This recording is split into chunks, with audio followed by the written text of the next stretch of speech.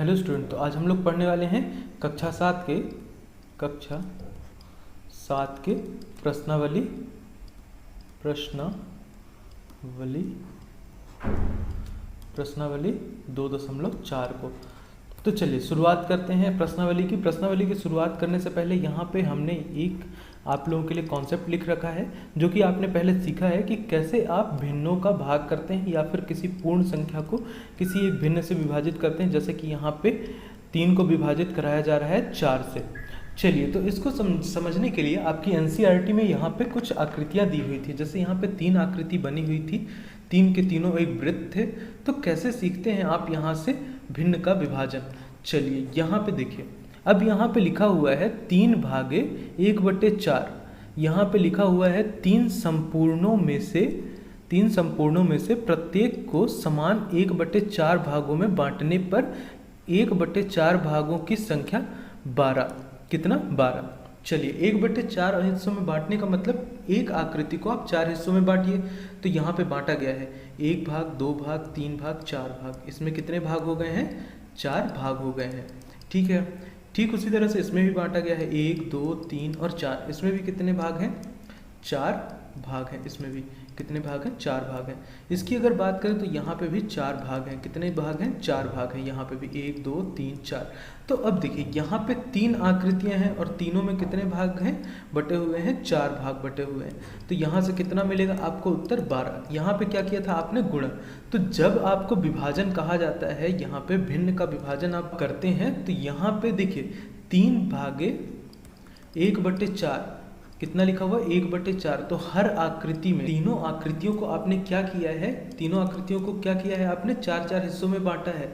तो यहाँ पे आपको उत्तर कितना मिलना चाहिए था? 12। इस वाली लाइन को पढ़ के देखिए। अभी आप उत्तर पे नहीं जाइए, इस वाली लाइन को अगर आप पढ़ें तो आपको यहाँ पे बताया जा रहा है कि जब आप तीनों आकृतियों को 4 हिस्सों में बांटेंगे तो आपको कितना मिल जाएगा? 12 मिल जाएगा।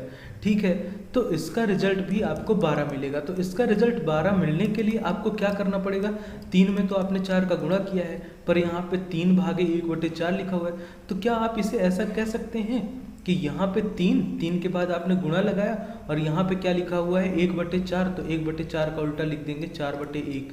अब गुणा कर दीजिए। गुणा वाले पार्ट में आपने सीखा था 3/1 4/1। तो आप क्या करते हैं? ऊपर का गुणा कर देते हैं और नीचे का गुणा कर देते हैं। तो यहाँ पे कितना आ जाएगा? 12/1 आ जाएगा, जो कि किसके बराबर होगा? 12 होगा। चलिए, बाकी जब आप एक्सरसाइज में आगे प्रश्नों को लगाएंगे या फिर प्रैक्टिस करेंगे इन सारी चीज़ों की, तो ये सारी चीज़ें समझ में आने वाली हैं। एक बार रिकॉल कर लेते हैं, अपन ने इंट्रोडक्शन वाले पार्ट पे ये सारी चीज़ें सीख रखी हैं। अगर यहाँ पे 2/4 होता भागे 3/5 होता, तब आप क्या करते? तब आप करते यहाँ पे 2/4 लिखते, और यहाँ पे आपने क्या किया है? यहाँ पे जो चीज़ यहाँ पे दी हुई थी 1/4 के रूप में, इसको आपने उल्टा करके लिख दिया था जब आप भाग की जगह पे गुणा का चिन्ह लगा रहे थे।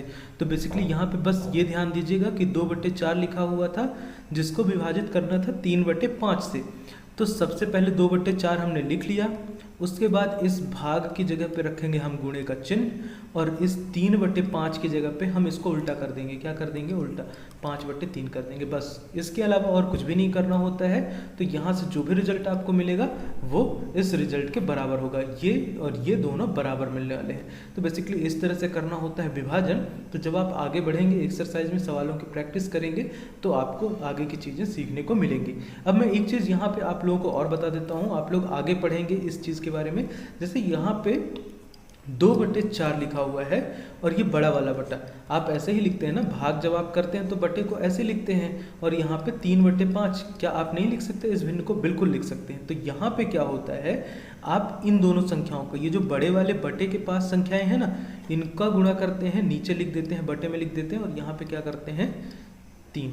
यहाँ पे 4×3 इन दोनों संख्याओं का गुणा करके लिख देते हैं, और ऊपर क्या करते हैं? ये जो बड़े वाले बटे से दूर हैं, इनको ऊपर लिख देते हैं 2 और गुणे 5। अब देखिए ये सारी चीज़ें, ये वाली और यहाँ पे ये वाली और यहाँ पे ये वाली, तो यहाँ से सबसे तीनों जगह से आपको सेम रिजल्ट ही मिलने वाला है। देखिए 2×5 लिखा हुआ है, 2×5 लिखा हुआ है, 4×3 लिखा हुआ है, 4×3 लिखा हुआ है। और यहाँ पे विभाजन में क्या देखते हैं आप? लेकिन यहाँ पे 3/5 क्यों लिखा है? क्योंकि यहाँ पे भाग का चिन्ह लगा हुआ है। तो बेसिकली जो ये आप यहाँ पे करते हैं 2/4 फिर गुणे का चिन्ह लगाते हैं, यहाँ से भाग को हटाकर गुणे का चिन्ह लगाते हैं, और जो ये संख्या दी हुई है 3/5, तो इसको लिख देते हैं 5/3। तो ये जो 5/3 आप लिखते हैं, इसको क्या कहते हैं? व्युत्क्रम कहते हैं। क्या कहते हैं? व्युत्क्रम, और इंग्लिश में इसे रेसिप्रोकल कहा जाता है। तो बेसिकली बस इतनी छोटी सी चीज़ थी जो आपको सीखना था। तो जब आप आगे इसकी प्रैक्टिस करेंगे, ये सारी चीज़ें आपको और अच्छे से भी आने लगेंगी। तो चलिए बढ़ते हैं एक्सरसाइज की तरफ। चलिए, तो अब हम पढ़ने वाले हैं यहाँ पे ज्ञात कीजिए। यहाँ पे लिखा हुआ है, पहला सवाल दिया हुआ है 12 भागे 3/4।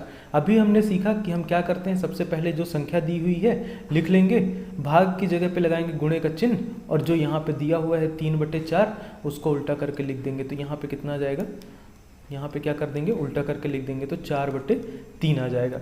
अब आपने गुणा करना पहले सीख रखा है, तो यहाँ पे कितना होगा 12 गुणे 4, और बटे में कितना होगा 1 गुणे 3, कितना होगा 1 गुणे यहाँ पे 3 होने वाला है। अब देखिए यहाँ पे सॉल्व करने से पहले, इसका उत्तर लिखने से पहले, जैसे यहाँ पे उत्तर कितना आएगा 12 चौक 48 और 48/3। उत्तर लिखने से पहले आप क्या चेक करते हैं कि क्या यहाँ पे 3 12 या 4 को विभाजित कर रहा है? तो जी हाँ, ये बिल्कुल इसे विभाजित कर रहा है। तो यहाँ पे क्या हो जाएगा, 3 चौक 12 हो जाएगा। तो यहाँ पे 3 4 जा 12 हो गया, तो यहाँ से कितना होने वाला है, 3 एकम 3, तो यहाँ से 16 आ जाएगा। हालांकि इस स्टेप में भी आपको 16 ત્યાં 48 मिलता, तो यहाँ से 16 आने वाला था। ठीक उसी तरह से आप यहाँ पे भी चेक करते हैं कि क्या ऊपर वाली संख्या से नीचे वाली संख्या कट रही है, या नीचे वाली संख्या से ऊपर वाली संख्या कट रही है। तो बेसिकली शब्दों पे ध्यान दीजिएगा, वीडियो को पॉज करिएगा, बार बार देखिएगा, जब तक ये चीज़ें समझ में ना आए तो आगे नहीं बढ़िएगा, क्योंकि यहाँ पे अगर आपने ये सारी चीज़ें सीख ली तो आगे इनका बड़ा महत्व है, जो कि आगे आपको बहुत ज़्यादा काम आने वाली है। चलिए अब बढ़ते हैं यहाँ पे सेकंड वाले पार्ट की तरफ। सेकंड वाले पार्ट में आपको क्या देखने को मिल रहा है, 14 लिखा हुआ है, उसके बाद भाग का चिन्ह, तो हमने लगा लिया गुणे का चिन्ह। चलिए अब हम यहाँ पे क्या लिखते हैं, 5/6 लिखा, तो हम यहाँ पे लिख देंगे 6/5 लिख देंगे। हमने गुणा करना सीखा है, तो जब हम गुणा करके हम यहाँ पे उत्तर निकाल सकते हैं, तो हम भाग क्यों सीखें? बेसिकली ऐसा नहीं है, आपको गुणा करना होता है। तो ये मत सोचिएगा कि अगर हम गुणा करके निकाल सकते हैं रिजल्ट, तो हम भाग क्यों सीखें। तो यहाँ पे क्या करना है आपको, 14 गुणे यहाँ पे 6/5, जो संख्या लिखी हुई है 5/6 था, तो हमने 6/5 लिख दिया है। तो यहाँ पे ध्यान दीजिएगा। चलिए अब उसके बाद क्या करना है, यहाँ पे 14 में 6 का गुणा करेंगे तो कितना आएगा, 84 आएगा, 84/5। अब देखिए इसे आप आगे भी लिख सकते हैं मिश्र भिन्न के रूप में, 5 से विभाजित कराएंगे, 5 एकम 5, फिर उसके बाद यहाँ पे बचेगा शेष 3 और यहाँ पे 34, तो 5 का पहाड़ा जब आप 6 बार पढ़ेंगे तो 30, और यहाँ से 4 और यहाँ से 5। तो इस तरह से आप इसे देख सकते हैं। चलिए अब अगर बात करें यहाँ पे तीसरे वाले पार्ट की, तो तीसरे वाले पार्ट को चलिए यहीं पे सॉल्व कर लेते हैं। यहाँ पे क्या लिखा हुआ है, 8 लिखा हुआ है, फिर आप गुणे का चिन्ह लगाएंगे, 7/3 लिखा, तो हम उल्टा करके लिख देते हैं 3/7। तो यहाँ पे क्या मिलने वाला है आपको, यहाँ पे 7 से तो ये कट नहीं रहा है, ना ही 3 से ये कट रहा है, तो 8 तिरिक 24 और 24/7। 24/7 को जब आप मिश्र भिन्न के रूप में बदलते हैं तो कितना होगा, 7 तिरिक 21, और शेष कितना रह जाएगा 3, और बटे में हो जाएगा 7।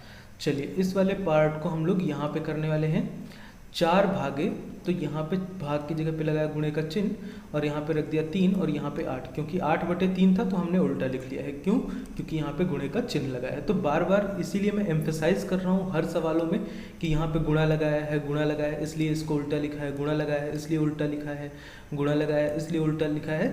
तो जितना ज़्यादा आप सुनेंगे उतनी ज़्यादा आपकी प्रैक्टिस में ये सवाल आने वाले हैं। चलिए अब देखिए यहाँ पे क्या लिखा हुआ है, 4 गुणे 3/8, यहाँ पे 1 लिखा हुआ है। 4 से अगर आप इस 8 को विभाजित करेंगे तो कितनी बार विभाजित हो रहा है, 2 बार, और यहाँ पे 4 एकम 4।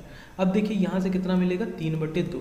तो बेसिकली बस इसी तरह से आपको रिजल्ट मिलते हैं। चलिए अब आते हैं ये वाले पार्ट। चलिए यहाँ पे क्या देखने को मिल रहा है आपको, 3 भागे 2 सही 1/3। तो इनको कैसे सॉल्व करना होगा, गुणा में क्या करते थे आप, सबसे पहले इसे सॉल्व करते थे, मिश्र भिन्न को विषम भिन्न में बदलते थे। यहाँ पे भी हमें वही करना पड़ेगा। सबसे पहले तो मैं अपने मार्कर का कलर चेंज कर लेता हूँ, यहाँ पे ले लेते हैं कलर अपन रेड। चलिए तो यहाँ पे क्या दिया हुआ है, 3 भागे 2 सही 1/3। तो यहाँ पे क्या करेंगे, सबसे पहले इस मिश्र भिन्न को क्या करेंगे आप, विषम भिन्न में बदलेंगे। तो यहाँ पे विषम भिन्न में बदलने के लिए क्या करना पड़ेगा, 3 दूनी 6 और 1 7/3, 7/3 होने वाला है। यहाँ पे लिख लिया आपने 7/3, और यहाँ पे 3 का विभाजन हो रहा था इससे, तो इस तरह से मिलने वाला है आपको, ठीक है। अब आगे क्या करेंगे, अब आपको ये सवाल उसी तरह से देखने को मिल रहा है जैसा ये सवाल लिखे हुए थे। तो अब क्या करेंगे आप, 3 गुणे यहाँ पे क्या लिख देंगे, 3/7, बस उल्टा करके लिख देंगे, ठीक है। इसका रिजल्ट आप लोग लिख के हमें कमेंट करके बताइएगा कि इसका रिजल्ट आपको कितना मिल रहा है।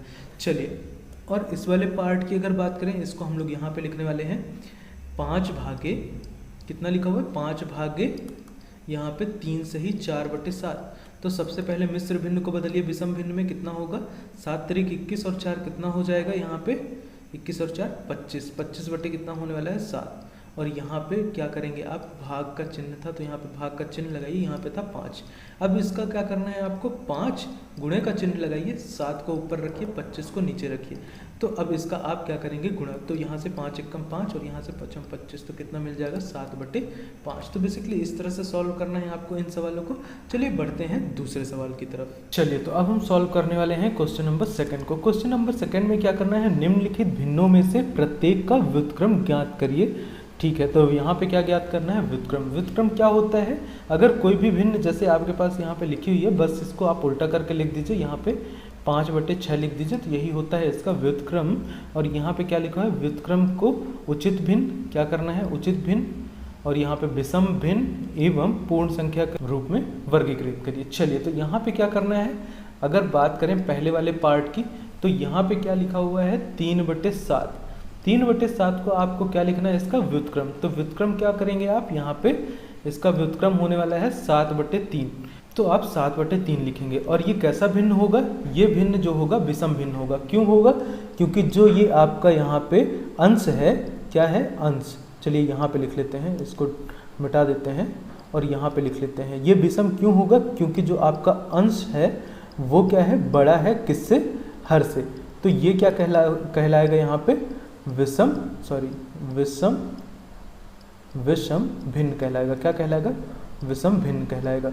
तो इस तरह से आप देखेंगे। चलिए, अब यहाँ पे क्या करने वाले हैं, यहाँ पे अगला वाला पार्ट जो है आपका, दूसरा वाला पार्ट, यहाँ पे क्या लिखा हुआ है, 5/8। इसका अगर आप रेसिप्रोकल करते हैं या फिर व्युत्क्रम लिखते हैं, तो ये क्या होने वाला है, 8/5।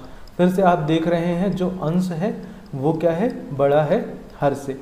हर जो है यहाँ पे छोटा है, ये होता है अंश और ये होता है हर। क्या होता है, हर होता है ये। तो इस तरह से आप देखते हैं, तो ये भी क्या कहलाएगा, विषम भिन्न कहलाएगा। क्या कहलाएगा, विषम भिन्न कहलाएगा। तो हो सकता है राइटिंग थोड़ी सी खराब आ रही हो, पर आप लोग शब्दों पे विशेष ध्यान दीजिएगा। अब यहाँ पे क्या लिखा हुआ है, थर्ड वाले पार्ट में आपको देखने को मिल रहा है। थर्ड वाले पार्ट की अगर हम बात करें, तो यहाँ पे लिखा हुआ है 9/7। 9/7 का जब आप व्युत्क्रम लिखेंगे तो 7/9 हो जाएगा। कितना हो जाएगा, 7/9। अब यहाँ पे क्या है, ये आपका एक उचित भिन्न होगा। क्यों होगा, क्योंकि यहाँ पे जो अंश है वो क्या है, छोटा है किससे, हर से। तो ये क्या होगा, उचित भिन्न होगा, उचित भिन्न होने वाला है। तो ये उचित भिन्न होगा, ठीक है। अब अगर बात करें यहाँ पे फोर्थ वाले पार्ट की, तो यहाँ पे क्या होने वाला है, यहाँ पे 6/5 लिखा हुआ है। 6/5 को जब आप यहाँ पे लिखेंगे व्युत्क्रम, तो कितना हो जाएगा, 5/6। फिर से देखिए, जो अंश है वो क्या है, बड़ा है, छोटा है हर से। हर यहाँ पे ये होता है और ये क्या होता है, अंश।